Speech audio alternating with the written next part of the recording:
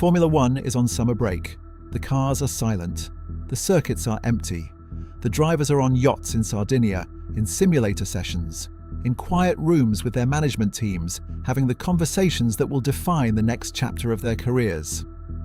And somewhere in all of that silence, Max Verstappen is making a decision. The one that Formula One's entire driver market has been orbiting since the start of the season. The one that determines whether 12 other drivers keep their seats, lose them, or find themselves scrambling for options they didn't think they'd need. The first domino. If it falls, everything falls with it. Here's what makes Verstappen's situation genuinely unprecedented.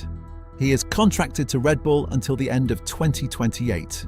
Contracted, meaning the legal obligation exists, the paperwork is signed, the commitment is on record. But his deal contains a performance exit clause that activated the moment it became mathematically impossible for him to reach the top two in the championship before the summer break.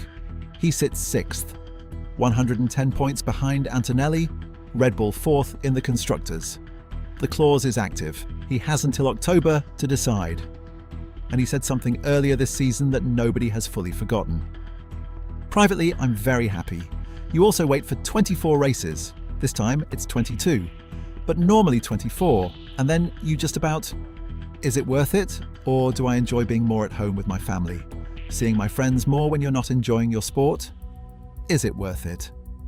From a 4-time world champion in the prime of his career, publicly questioning whether the sport still gives him what he needs.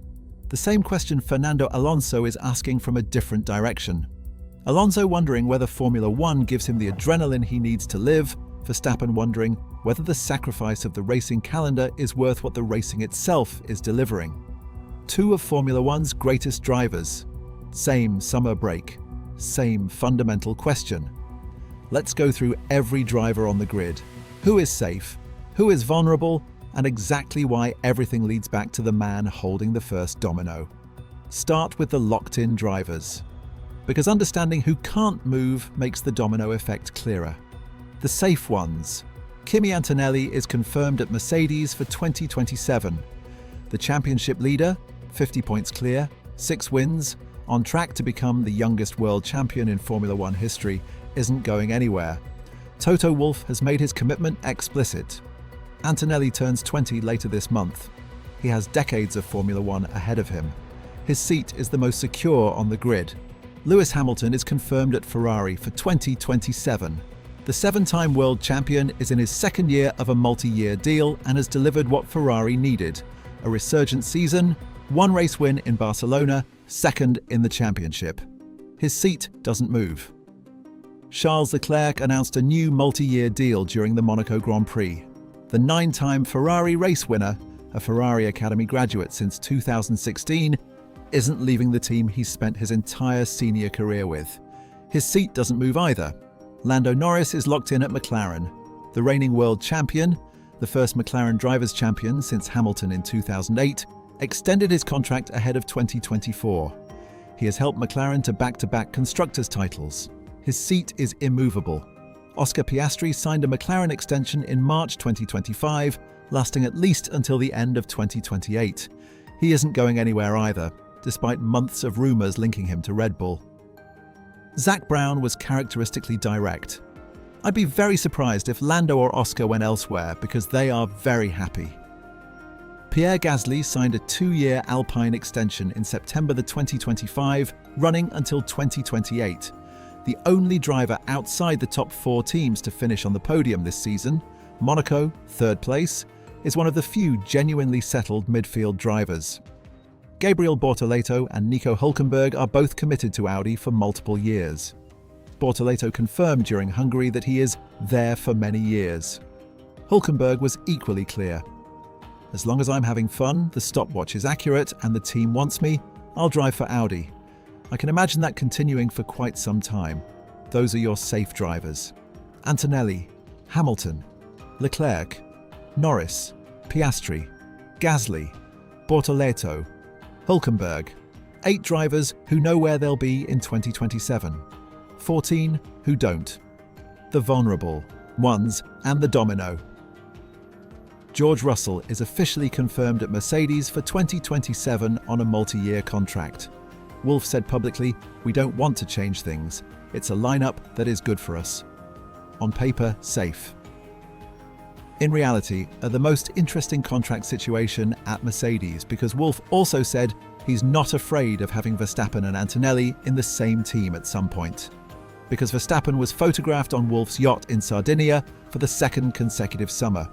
Because Russell wasn't on that yacht. Because every piece of circumstantial evidence from this summer break points toward a conversation about Russell's future that the official contract confirmation doesn't fully close. Russell is safe for 2027. Whether he remains safe beyond that depends entirely on what Verstappen decides. Now, the domino falls. Scenario 1. Verstappen stays at Red Bull. Isaac Hadjar keeps his Red Bull seat. His contract only runs until 2026, with no 2027 confirmation yet, but staying Verstappen keeps the lineup stable. Lawson and Lindblad continue at Racing Bulls, both contracted only until 2026, both uncertain, but the absence of external pressure means Red Bull can develop them without urgency. Solov waits for his Formula 2 championship to earn a 2027 promotion opportunity. The midfield driver market stabilizes. Carlos Sainz's Aston Martin or Audi decision becomes the biggest remaining story. Fernando Alonso's retirement or continuation becomes the headline. Manageable, predictable, boring. Scenario 2. Verstappen leaves Red Bull. Everything changes simultaneously.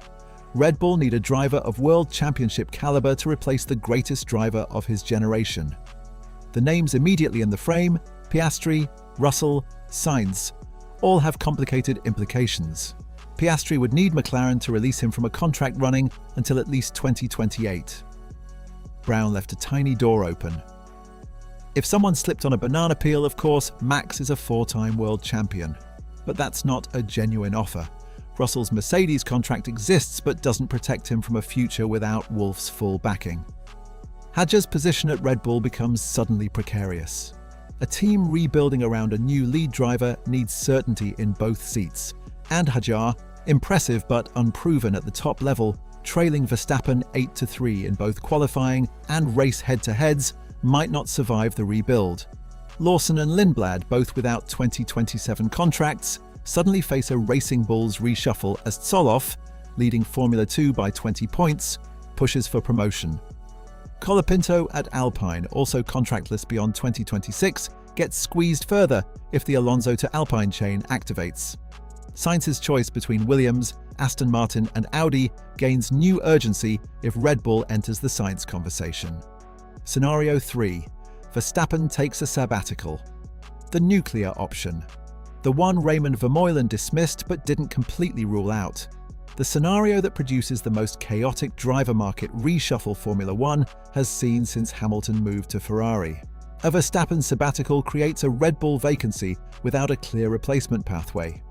It extends uncertainty across every linked driver simultaneously. It delays the resolution of every pending contract conversation because nobody knows what's available until Verstappen confirms his absence. Meanwhile, across the paddock, in contracts expiring at the end of 2026, the summer break decisions are happening right now. Alonso at Aston Martin. Stroll at Aston Martin, though his father owns the team, making his departure essentially impossible regardless of form. Sainz at Williams, who scored 6 points in 11 races, the same 6 points that have Steiner questioning whether Vowles has enough time to turn things around. Colapinto at Alpine. Steve Nielsen's verdict was blunt. If he's good enough, he'll stay. If he's not, there's a better option. That's just Formula 1. Esteban Ocon at Haas, trailing Behrman 18-3 in points with Ferrari junior Rafael Camara waiting and already saying the dream is close. Hadjar at Red Bull, impressive but unconfirmed. Lawson and Lindblad at Racing Bulls, both performing but both without seats secured. 14 drivers, all uncertain, all waiting, on one man's decision. Vermeulen said Max wants to finish his time at Red Bull. He has a contract until 2028 and would like to fulfill it. He could have activated the clause in recent years and didn't, but he also said, is it worth it? He also spent his summer on a yacht with Toto Wolff. He also watched his longtime race engineer Lambiase, already settled at McLaren as chief racing officer. He also drove a car he described as undrivable for 11 races while sitting 6th in the championship. The first domino is Max Verstappen. The question Formula One is holding its breath to answer is whether he falls or whether he somehow stays standing. Everything else waits for that answer.